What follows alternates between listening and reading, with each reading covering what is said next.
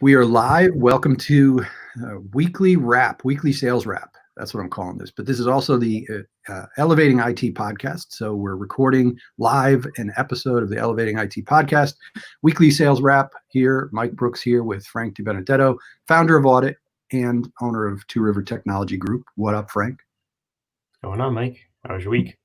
It was pretty good. It's kind of like last week and the week before and the week before. I don't even know what week we're on. What month is this? June. It's June, right? I can't believe how fast the weeks go by, like day to day. And I actually feel I work harder now from home. Yeah. Because I feel like I'm at my computer like all day. I haven't eaten lunch. So I have to like go eat something real quick and then I'm right back at it. But the days seem to like forever and then the weeks just shoot by and it's already another weekend. So happy Father's Day to you this weekend. Same to you. Same to Thank you. you. Mine is 20. How old is your daughter? Your awesome, cute, adorable daughter. She is 11. She thinks she's 20 though. So right. They all. Yeah. When they turn, I think it was when my daughter turned like about 10 or 11. It was like, okay, she's not. They skip a bunch of years and they're like, 17, 18. These are the fun years, Frank. Having a teenager, man.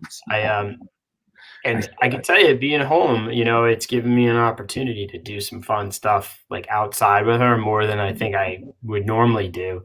And so, she wanted, last few months, she wanted to ride her bike. So I ended up buying a new mountain bike. The one I had felt a little old. It didn't have the banana seat and the flag, but it was still like I wanted a cooler new mountain bike. So I went to Trek and I got one. And I've been riding around with her. And it was like as soon as I started to this is fun riding my bike with her, she's like, I want a penny board. I'm like, well, what's that? Because I'm thinking like, is that something I could do with her? And a penny board is like, if you take like the skateboards probably from the 80s or 70s, remember the 80s skateboards that were real wide? Yeah. They were easy to ride. Yeah. This is like, the thing is like this wide. It's like, I don't know how she even stands on it. So it's a skateboard essentially, but it's real skinny. There's no chance I'm getting one of these. So anyway, wow. So she has that now. So she's been outside, on a penny board. Apparently that's what all the kids are doing. So awesome. Well, enjoy Father's Day. I may see my daughter for 5 minutes. She stays in her room and plays video games. All right, so let's get into our weekly sales wrap. I want to talk about something today that is, you know what I'm going to do, and I know this is impromptu. I'm going to do a little marketing lesson. Okay. And give a marketing suggestion. Like if you're looking for a good marketing book, this is a book I really like called Triggers by Joe Sugarman. Did you ever hear of this book? I've not, no. So it talks about the triggers, that psychological triggers that you can use in your marketing and selling. So it's a really good book. Highly suggest it. One of the chapter, and each chapter is like another trigger, right? And he talks, it's really cool, really good psychology-driven stuff. So I'm just going to say number 4 here is called Raising Dirty Laundry Up a Flagpole. And what he means by that is if you have an objection and it doesn't even have to be an objection, but it's a question that you get asked or something that your software doesn't do or your product doesn't do that people want, right? Always raise it up the flagpole for everybody to see. Always talk about it up front, because if you wait to address it when they're in the down the sales funnel further, it becomes an objection. So he says, raise it up the flagpole and just talk about it and explain it. So the one I want to raise up the flagpole today is scanning data, because it's one of the number one questions we get asked. And people ask it for a bunch of different reasons. Some people ask it because they don't want to scan data anymore. They're tired of it. They want to use a tool that's easier, and they're done with scanning data. Some people want our tool to scan data, and there's other reasons in between, but those are the key things. So I never answer it by saying yes or no. I answer it by asking, well, why do you ask? Because half the people want it for one reason, half another. But we want to talk about the folks who want to go out there, because there's a lot of them. They just want to go out there, plug a thumb drive in, pull data, go back to their office, plug it into their computer and print out a report that's going to sell and do everything for them, right? And that is what I call a unicorn. It's something that doesn't exist. You know, and I've owned a few businesses. One of them was a marketing agency, and we did a lot of SEO, search engine optimization. And I had some cool tools available to me that were very technical. I could put in somebody's website. I could put in their competitor's website. I could put some code on their website to do some tracking, and it would churn. It would pull information over a period of time, and then I could print reports. Now, if I put those reports in front of my client or my prospect, I would not the sale because it's too complex. I, as a professional, had to take that and turn it with other things I would find from talking to them into a good sales presentation. There was no shortcut for that. And that shortcut just it never existed, and it shouldn't exist. It's a unicorn. It's like everybody wants it, but it doesn't exist, and they shouldn't want it. And what I mean by that is, if I can just plug something in, pull data, and spit out a beautiful sales report, why do they need me? Right? Yeah, you gotta get paid to do something, right? What am I here for? I mean, I have to do some of the work, right? And that's number one. Number two, well, actually, number one is that if that tool exists, every MSP or every marketing agency would use it, and all the reports would look the same. And there's no differentiation in the report. There's no, fingerprint or footprint that's unique to you, even if the report looks similar. And what do you need me for? Because if that button can be pushed to do that from to your client can just go out and get that tool. They don't need you anymore. Right. So, I didn't mean to monologue there, but that's my take on it. What are your thoughts as an MSP? So as an MSP, this is probably the number one question that we get asked. And I think people ask it. It's kind of funny when MSPs, if we're at a booth or someone asks the question, it comes out of the MSP's mouth. And when they actually hear the question, you see a look in their eyes, and they almost look like, why did they just ask that? Because like they're asking for the unicorn, right? And they kind of realize like there's nothing that does that in its entirety, right? So if we kind of step up, what leads to that mentality, I think in the industry, there was a time where there was no scanning for stuff, right? You used to have to go in, and it was a lot of like send your engineer in, and you would be looking around, let's look at all the workstations. Let's gather up as much information as we could. And if you were good on the sales side, you actually talked to the business owners or the decision makers, and you actually listened, right? I mean, we know, I think what's cool, you mentioned the book, and I was going to say one thing I love about those kinds of books is that like what we do isn't necessarily like driven off of like I read that chapter, but what's really cool is getting the validation of why something works when you read it and go, oh, this is why this works when I do this in audit, or this is why this aspect of audit, it leads to MSP being successful. So I do like that, but I think that somewhere along the line, the concept of taking the old the USB thumb drive, and sticking it into the server and gathering some technical information was a really a great way to shorten the time that it took to do the data gathering. But somehow MSPs took it a step too far, I think, which was, well, I don't want to have to interpret all this stuff because, this could take me a while. So I'll just present this to the end user, and, they should be able to figure it out. Like it's fine. And then jokingly, after a while, after years of people doing that, I've heard people say that they just use that as a prop, where they come in. I've heard it called the thud factor, where we don't really go through all this stuff. Like we just show up and we drop it on the desk, and it makes this big thud, and we go, look at all the stuff that we found. So we get the, they get the prospect concerned, like, oh my God. And I almost think like, well, then what's the sense, right? Like you still have to put together a sales presentation. Then even if you're scanning the data, you're still not using that. Yeah. So when an MSP would ask, hey, well, like, how do you get the data in there? I said, well, what are you doing today? Right. And they usually describe a process that takes like 8 hours plus. Sometimes they go, it takes days. And I say, well, why don't you just keep doing what you're doing? And they tell us why it sucks. Oh, it takes forever. The results vary. We don't know if it really works because we change it every time, right? So it works one time and we do it again and it doesn't work, so we change it, and then it doesn't work and we change it, and then it works, so we do that, right? And like they say a salesman does what worked the last time. Right. So we that's what I hear, right? So those are the problems that we see with the scanning of the data. And really, like you called it a unicorn, what they're looking for is something that can scan everything. And right, I always not just the network.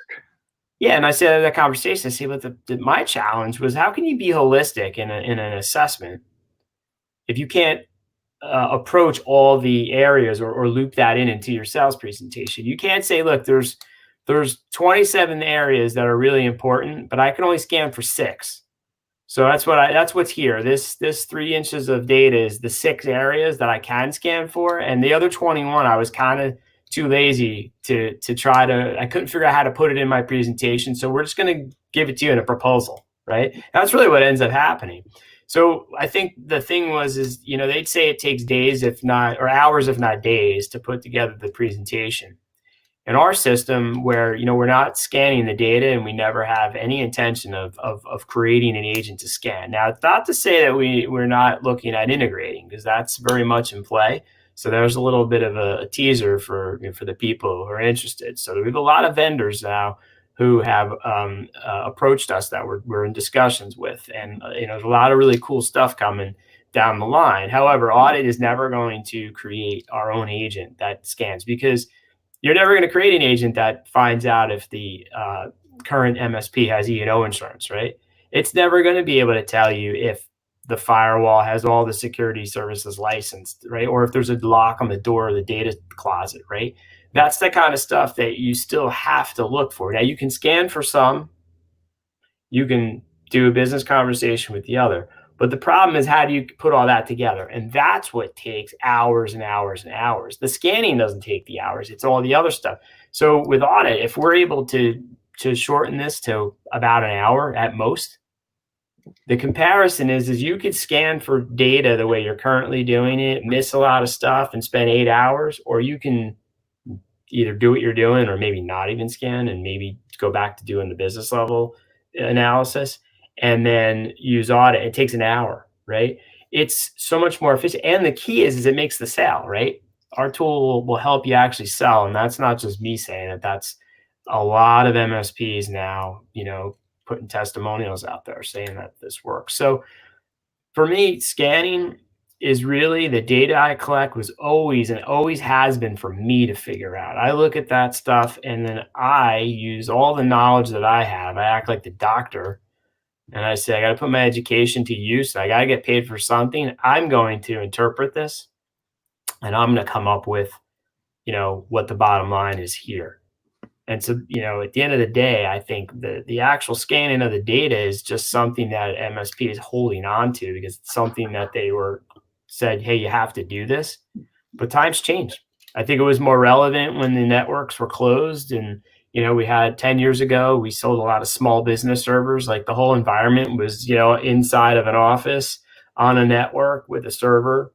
You could scan and gather almost everything you needed to know. But over time, the email went to the cloud, and then Dropbox or other cloud services, and the files went somewhere else. Active Directory went over here, and it's harder to scan. And many times I have nowhere even to plug this thing in. Right? Where am I going to stick this? Hey, you have a server? Nope. I don't know. Yeah. I can plug it into a workstation and I gather one, so that becomes the problem. And I think a lot of MSPs, if I get this right, a lot of MSPs have found that this mentality doesn't necessarily work. Now, there are some other vendors out there. We're not going to get into vendor specifics now, but they've got some pretty cool, like, cloud, we'll call them inspectors, for a better word. Sure, where you can start to pull other stuff in. But even with that, you're going to just get a lot of information into some report, and then you have other information from somewhere else. Again, how do you aggregate all that together? And that's really where I think Audit shines. Yeah. And so And it's hopefully, important, I'm going to emphasize it again.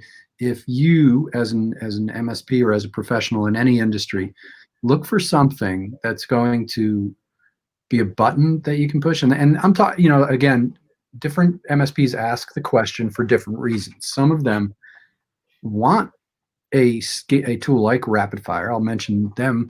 They want a tool like that because it allows them to go to the forensic level, and they know that make the sale first, and then you use the tools or use it as part of your data gathering. But they're not looking for a push button. I'm talking to the people who, there are people I talk to regularly. They're usually technical, and they can't get past the fact that there is no way to scan, that audit doesn't have an agent, or that they can't take from whatever they used to scan and pull it into audit and have audit magically make the report together. That's where you come. That's why you get paid what you get paid as a professional. If that tool existed, nobody needs you anymore. right. I think that the data scanning becomes more important for existing clients, right? But they're your clients now, and you have a different opportunity with them because now you have tools that you can roll out and install and script, and you're usually pulling a lot more information. So you mentioned Rapid Fire. They've got some good tools that if you are in the existing environment, you could put in that continue to monitor it. And that makes a lot of sense because you as an MSP can do a much better job at making sure that things are healthy and safe. But I've always found it's a little tricky with prospects because you have a limited window of time and opportunity with what you can do. If you come in there and say, I need the admin password, and I have to get on your server, and then I'm going to have to adjust the security on the workstations because the Windows firewalls, and I can't. It starts to get real intrusive, right? And I view those as additional roadblocks for them to say, nah, I don't want you to do this audit, right?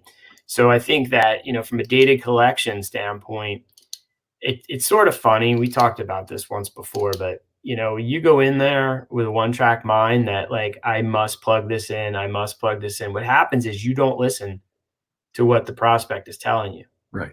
So while they're talking to you and telling you all the reasons that they will buy or all the pain points, all you hear is blah, blah, blah, because all you're thinking about is I got to get the admin password, I got to plug this in, I got to run my scan. And then what you do is you gather your data and you show up with your report. And then when you're talking to them, you know what they hear? Blah, blah, blah. You know why? Because you didn't listen to what they told you was important to them. And you're going through like this one track process. Your process, I must plug this in. I must gather the data and print a report, and nothing else is important. And then you're going to get a proposal. And I know because I did this, right? I actually lived through that phenomena. And I decided I got to change this process because again, I'm not a natural salesperson, and I was just doing what came natural to me, which is talk tech, and I thought that's why I was there.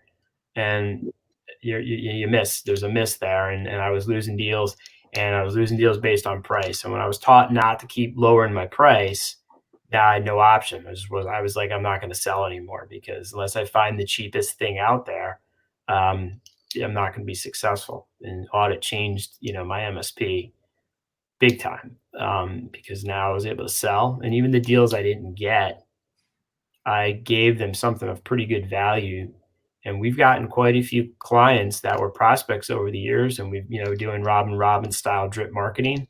They remembered, and many of them will come back and say, we didn't have the budget at the time, and we accepted the deficiencies that we had, but now's the time, or our pain has grown to a point, and you're the only one that ever showed this in a way that we could understand. Everybody else, talked tech and confused us, and you're definitely not the cheapest one, but we want to revisit. And I love those stories because, and we've heard that from a lot of our partners now too, because you're not going to have 100% close rate, but if you can lose a deal but position it in such a strong way that you've got a really good chance of getting it later on down the line, and you just keep working that, man, there's so much business that's going to come your way. It's and success follows, and at the end of the day, you're doing really good stuff for the SMBs because you're empowering them and giving them the permission to buy from you, and they feel comfortable and confident. Yeah. and we're going to wrap up in a bit shortly. I want to talk. I mean, we could talk about this for the next hour and a half, and we're going to talk about this again. This is an important thing, and again, I'm going to follow the instructions in my book. I'll give this book recommendation again. Go get it. Triggers, raising it up the flagpole, because we need to talk about this, because I think it's in your best interest as MSP to understand there's power in you putting in, not, doesn't have to be 8 hours of work. It's an hour of work, right? Like you put in the time though to do the quality presentation, do your sales process correctly, go ask questions, try and figure out what the problems are, ask great questions, and they'll tell you everything you need to basically spit back to them to close the sale. You're gonna put together a better presentation. There's a ton of reasons, and I want to leave off with one cool one, because there's a bunch of reasons. We're going to be doing a panel with a bunch of our clients, a bunch of our users, and one of them is Angel Rojas, who is president and CEO of Data Corps. This is going to just be about, we talk about this all the time, we're calling it selling green boxes. And Angel was, we were sharing that it becomes that easy, right? It becomes as easy as selling green boxes. And he had said he literally just got out of a meeting worth $36,000 a year, and all the prospect is getting to compare to other providers are green box sheets. And if if you're providing technical stuff, like stuff you scan, or deep forensic stuff, you're providing them a roadmap for how to fix it themselves, right? Or take you and shop you around, or just take it back to the current provider and say, hey, can you do all this?